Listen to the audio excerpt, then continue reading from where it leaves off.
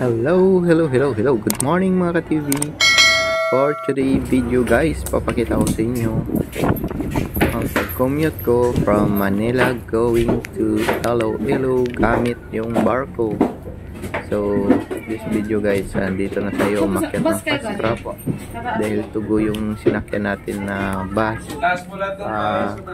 Pupunta tayo ng Port of Katiklan from Batangas. So, ito yung sinakyan namin.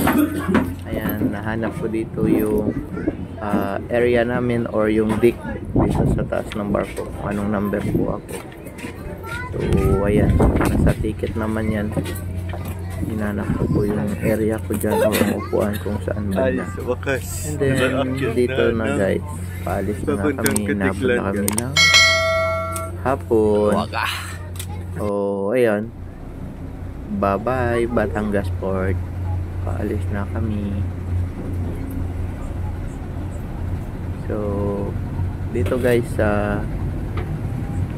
sit na yung pumasahe namin hanggang Katiklan kasama sa bus. Ayan, so dito pa video na lang tayo bago umalis yung barko dahil sa malungkot yung pakiramdam.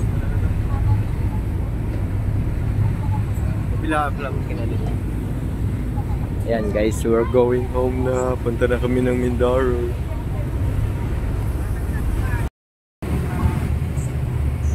Kikit, dadaan ako dyan sa inyo. Ayan, I'm going to Mindoro na guys. Guys, kung ganitong gagawin nyo, bili na talaga kayo ng sarili nyong baon na kakain nyo. Dala na kayo guys para hindi kayo magpagasto dun sa bar. And then dito na sa laot na kami. Tuloy-tuloy na yung biyahe namin. Ayan. Enjoy lang sa mga views, mga dagat. Ayan, maraming isda dyan sa ilalim guys, nakikita at nararamdaman ko sila. And then ayan, naabutan namin yung isang barko ng Montenegro.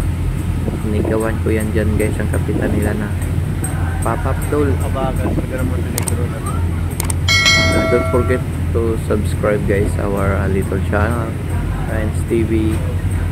Support guys, mag-monetize tayo guys, sasakay tayo ulit dito.